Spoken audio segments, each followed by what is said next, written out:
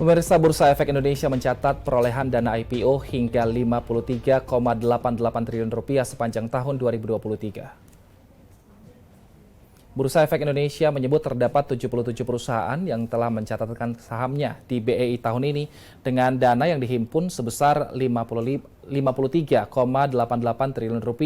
Adapun jumlah total perusahaan tercatat di bursa menjadi 901 perusahaan. Adapun berdasarkan EY Global IPO tren kuartal ke-3 2023, BEI berada pada peringkat kelima dari sisi jumlah IPO secara bursa global dan peringkat ke-7 dari sisi raihan dana.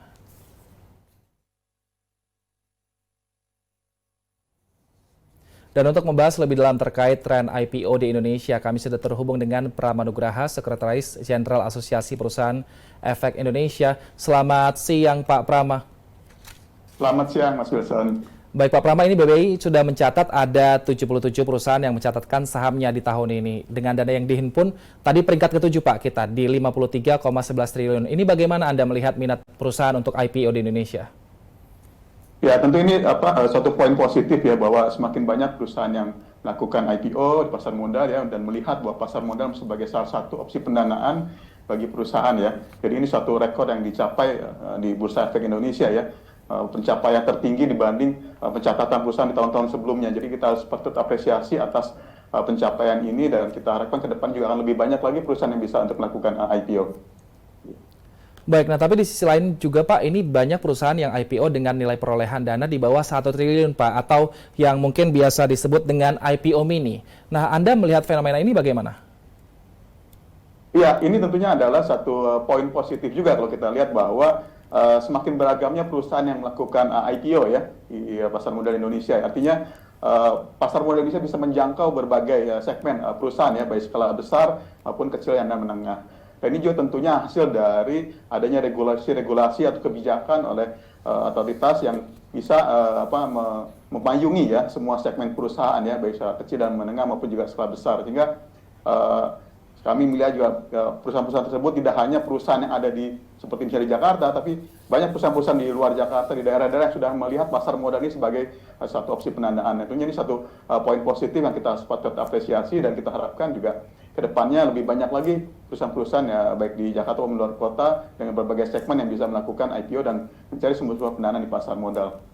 Tapi kalau dari perusahaan efek ini lebih gampang untuk mengantarkan yang perusahaan yang di bawah 1T atau di atas 1T ini, Pak?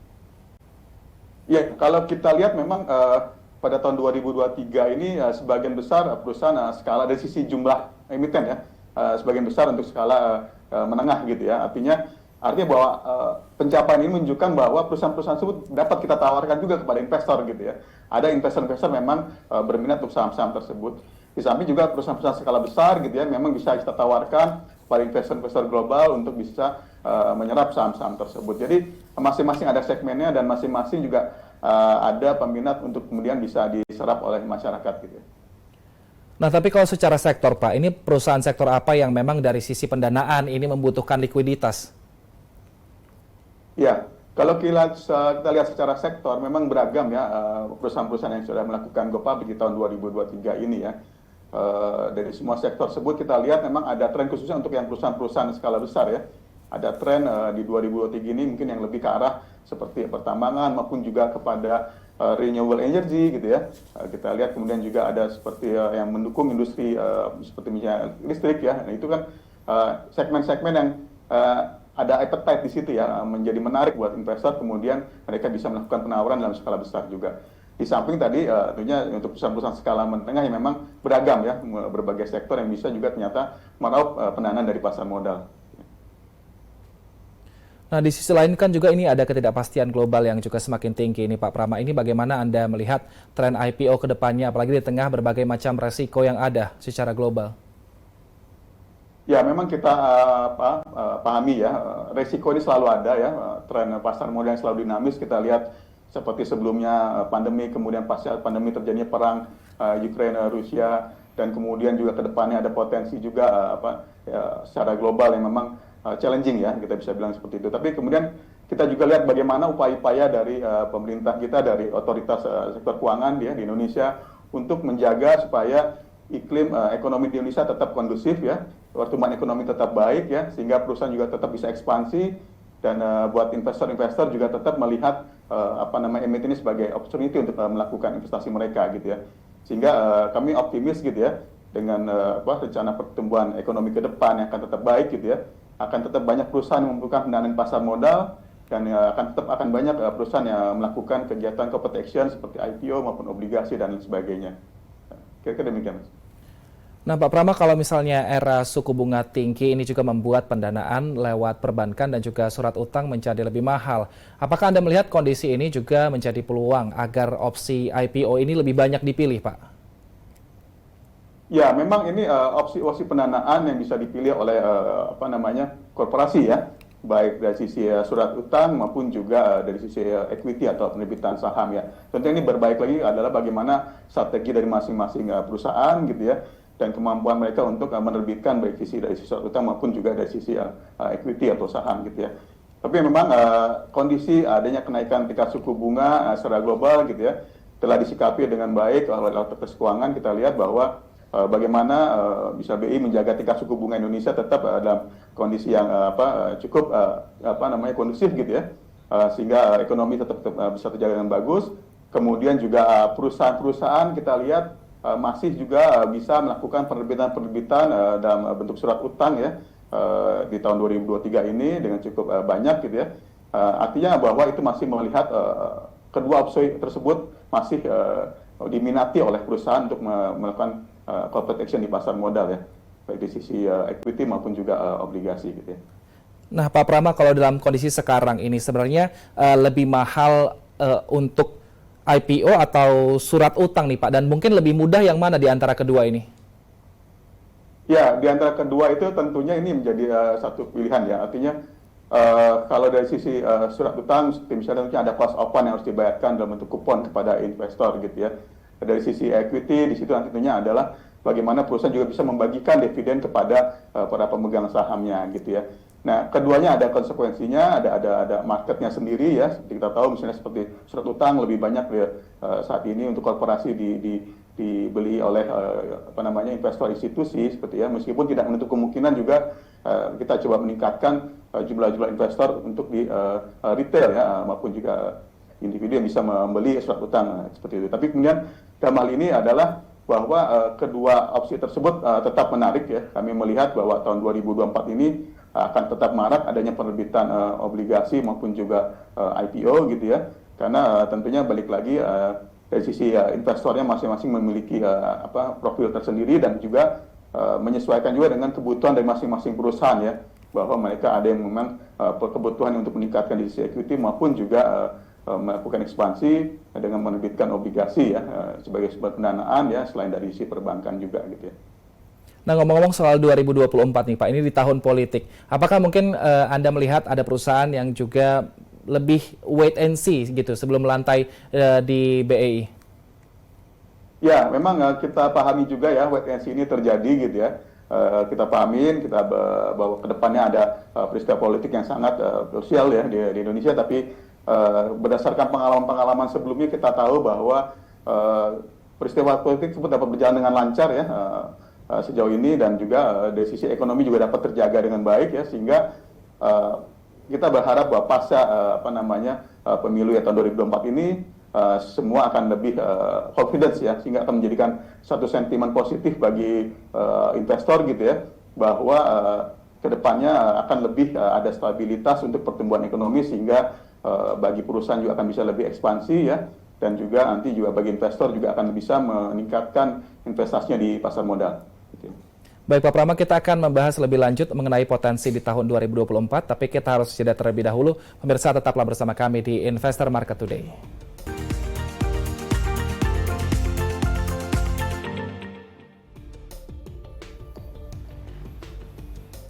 Pemirsa, kita lanjutkan dialog kita bersama dengan Prama Nugraha, Sekretaris Jenderal Asosiasi Perusahaan Efek Indonesia. Pak Prama, untuk tahun 2024 ini seperti apa proyeksi di tahun depan, dan mungkin sektor apa yang menurut Anda ini akan lebih banyak melantai, Pak? Ya, baik. Untuk tahun 2024 sendiri kami juga tetap melihat positif ya, untuk perusahaan-perusahaan yang melakukan aksi kooperasi ya, dari sisi equity maupun juga fixed income atau obligasi gitu ya. Karena tadi ya bahwa kalau di sisi obligasi sendiri kita melihat bahwa demand itu tetap ada ya, demand itu tetap ada, misalnya seperti institusi ya, investor institusi bahwa mereka tetap perlu melakukan penempatan dana dalam produk-produk investasi di pasar modal ya, seperti itu. Kemudian juga kalau dari sisi equity sendiri juga akan lebih banyak lagi perusahaan-perusahaan yang memang membutuhkan pendanaan ya, skala kecil maupun menengah gitu ya, maupun juga skala besar ya, untuk sebagai sumber untuk melakukan mereka ekspansi gitu. Jadi kami dari diskusi dengan beberapa kawan-kawan bahwa meskipun kita tahu ada peristiwa yang mungkin kita tunggu perkembangannya seperti peristiwa politik tersebut ya, namun juga persiapan untuk melakukan aksi korporasi tersebut tetap berjalan ya, dengan harapan gitu ya bahwa nanti pasca pemilu perusahaan sudah siap, kondisi market sudah membaik, sehingga otomatis mereka bisa langsung masuk ke market untuk bisa melakukan corporate action gitu ya.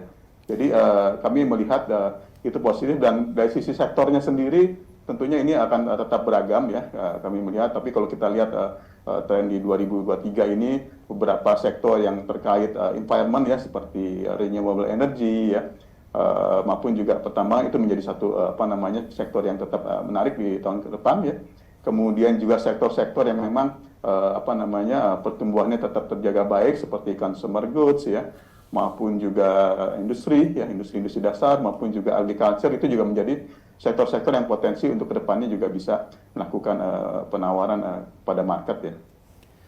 Baik, tapi kalau untuk tahun 2024 sendiri Pak, dari segi resiko ini Pak Prama melihatnya apakah nanti nilainya yang masuk akan lebih banyak atau lebih besar dari 1T atau di bawah 1T Pak? Dan berdasarkan dari pengalaman tahun 2019 lalu tahun 2014, ini seperti apa nanti yang akan melantai di tahun-tahun politik? Iya, jadi memang kalau dari sisi untuk melantai ya perusahaan yang melakukan IPO, kita lihat di tahun ini ya total 77 perusahaan ya, sebagian besar dari sisi jumlah emiten memang size-nya yang di bawah 1 triliun ya, tapi dari sisi nilai penerbitan kita lihat beberapa perusahaan yang melakukan nilai emisi di atas 1 triliun ya, cukup besar gitu. Jadi ke depan juga kami melihat hal yang sama gitu ya, bahwa hal ini dimungkinkan dengan adanya regulasi yang memungkinkan semua segmen perusahaan untuk melakukan IPO ya.